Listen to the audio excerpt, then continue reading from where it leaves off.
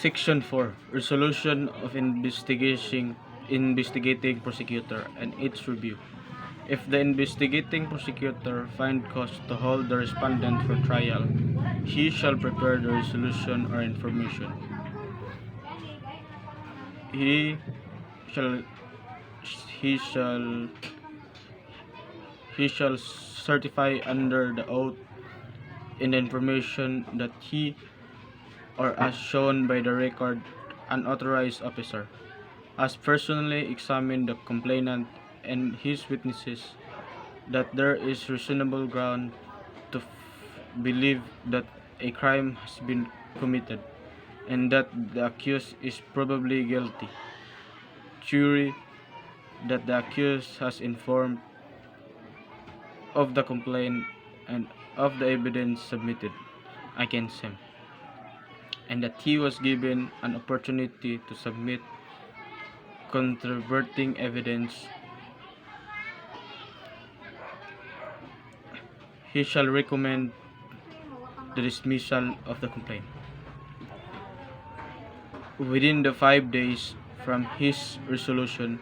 He shall forward the record of the case to the provincial or city prosecutor or city prosecutor or chief state prosecutor or the ombudsman or his deputy in cases of offenses cognizable by the Sangguniang Bayan in the exercise of its original jurisdiction. They shall act on the resolution within 10 days from the receipt. Jury shall immediately inform the parties such action. No complaint or information may be filed or dismissed by an investigating prosecutor without the prior written authority or approval of the provincial or city prosecutor or chief of state prosecutor or the ombudsman of his deputy. Where the investigating prosecutor recommends the dismissal of the complaint, but his recommendation is disapproved by the provincial or city prosecutor or city prosecutor or city prosecutor or chief state prosecutor or the ombudsman of his deputy on the ground that a probable cause exists, the latter may by himself file the information against the respondent or direct other assistant prosecutor or state prosecutor to do without conducting another preliminary investigation. If upon the petition by a proper party under such rule as Department of Justice may prescribe or motu proprio, the Secretary of Justice reverses or modifies the resolution of the provincial or city prosecutor or chief state prosecutor, he shall direct the prosecutor concerned to file the corresponding information without conducting another preliminary investigation or to dismiss or move for dismissal of the complaint or information.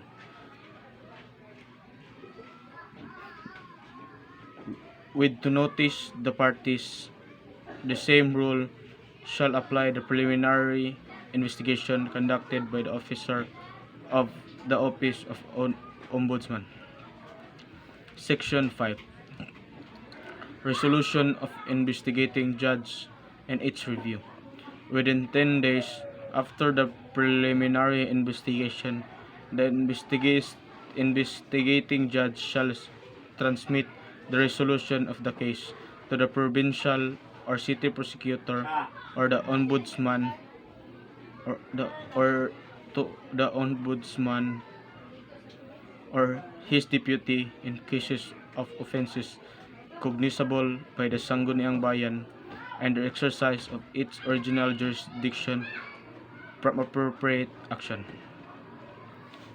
The resolution shall state the finding of facts and the law supporting his action together with a record of this case, which shall include: A. The warrant. The warrant. If the arrest is by virtue of warrant, the affidavits, counter affidavits, other supporting evidence of the party. C. Undertaking or the bail of accused and order for his release. D. The transcript of the proceeding during the preliminary investigation. And C. The order of cancellation of his bail bound to resolution is for the dismissal of the complaint. Within 30 days from receipt of records, the provincial or city prosecutor or the ombudsman or his deputy, as this case may be, shall review the resolution of investigating judge on the existent of probable cause. The ruling shall expressly and clearly state of the fact and the law on which it based, and the parties shall furnish with a copies to it. They shall order the release an accused who is detained if no probable cause is found against him. Section 6. When warrant arrest may issue. A. By the regional trial court within 10 days from the filing of the complaint or information, the judge shall personally evaluate the resolution resolution of the prosecutor and its supporting evidence. He may immediately dismiss the case if the evidence on record clearly fails to establish probable cause. If he finds probable cause, he shall issue a warrant of arrest or a commitment order if the accused has already been arrested pursuant to a warrant issued by the judge who conducting the preliminary investigation, or when the complaint or information was filed pursuant to Section 7 of his rule in case of doubt on existence of probable cause. The judge may order the prosecutor to present additional evidence within 5 days from notice, and issue must be resolved by the court within 30 days from filing the complaint from the filing of the complaint of the information. B. By the municipal trial court when required pursuant to the second paragraph of section of his rule, the preliminary investigation of the cases falling under the original jurisdiction of Metropolitan Trial Court or Municipal Trial Court in the cities. Municipal Trial Court or Municipal Circuit Trial Court may be conducted by either the judge or prosecutor. When conducted by the prosecutor, the procedure for his issuance of warrant of arrest by the judge shall be governed by paragraph A of this section. When an investigation is conducted by the judge himself, he shall follow the procedure provided in section 3 of his rule. If his finding and recommendation are affirmed by the provincial or city prosecutor or by the ombudsman of his deputy and corresponding information is filed, he shall issue a warrant of arrest. However, without waiting for the conclusion of investigation, the judge may issue a warrant of arrest if he finds after ex- uh, examination in writing under the oath of complainant and his witnesses in the form of searching question and answer that the probable cause exists that there is necessity of his of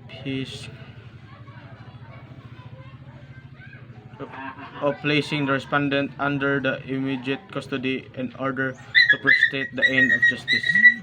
C. When warrant arrest when warrant of arrest not necessary. A warrant of arrest shall not issue if the accused is already under detention pursuant to warrant issued by the municipal trial court in accordance with the paragraph B of this section, or in or if the complaint or information was filed pursuant to section 7 of this rule or is for the offense penalized by the fine only. The court shall then proceed in the exercise of its original jurisdiction. Thank you, sir.